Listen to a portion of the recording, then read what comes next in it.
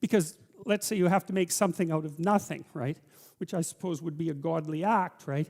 You have to make something out of nothing. You have to be creative in order to do that. And so then to beautify your room means that you also have to develop your capacity to be creative. And so then you can make your room shine.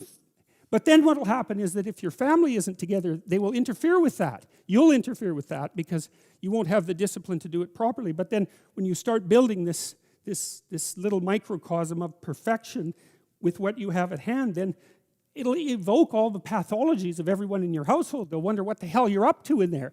And they won't necessarily be happy, because if they're in a lowly place, let's say, and so are you, and you're trying to move out of that, then the higher you move out of that, the more the place they're in looks bad. And you might say, well, what they should do is celebrate your victory over chaos and evil, but that isn't what will happen. What will happen instead is that they will attempt to pull you back down. They'll attempt to, and I mean, obviously all families don't do that, but all families do that to some degree, and some families do almost nothing but that.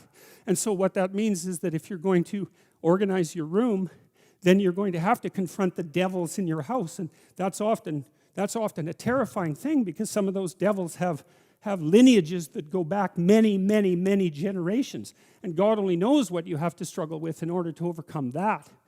And so to sort yourself out and to fix up your room is a non-trivial matter, you know. And you can do that. You'll learn by doing that, and then maybe you'll learn enough by doing that so that you can fix up your family a little bit, and then having done that, you'll have enough character so that when you try to operate in the world, at your job, or maybe in the broader social spheres, that you'll be a force for good instead of harm, because you'll have learned some humility by noting just how difficult it was to put your damn room together, well, and yourself for that matter. And so you'll proceed cautiously with your eyes open towards the good. And so, well, those are some of the things I've been thinking about this week, and they're germane. They're germane to what we're going to discuss tonight, because what happens at the beginning of the Abrahamic story is basically God comes to Abraham and just says, go. Get going, man. Do something. Get going. And you might think, well, where should I go? And God is somewhat vague about that, and where he sends Abraham, it's a real fixer-upper, man. It's like there's starvation there, and there's tyranny, and there's marital dissolution, and there's deceit. Like it's just like where you live, you know. It's exactly the same thing. It's tyranny and catastrophe. So that's, you know, the tyrannical great father, because Abraham ends up having to sojourn in Egypt, and there's a famine, and so Mother Nature is on the rampage, and Abraham lies about his wife, as we'll see. And so it's the world. It's tyranny and vulnerability and deceit. And yet God says, go, because if you do go, then you'll become a father of nations.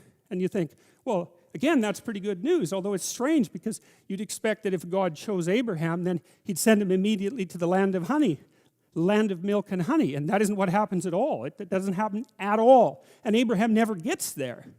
But his mission is still regarded as divine, and thank God for that, because that's what your mission will be, because that's what you will encounter in your life. Those are the archetypal things everyone encounters: the tyranny of the social structure, and the rapaciousness of nature, and the deceitful quality of the human psyche. It's like, that's the world. Now, that's a negative view in some sense, but it's positive in the story, because what it basically says is something that's akin to the Sermon on the Mount, which is that if you're aligned with God and you pay attention to the divine injunction, then you can operate in the midst of chaos and tyranny and deception and flourish.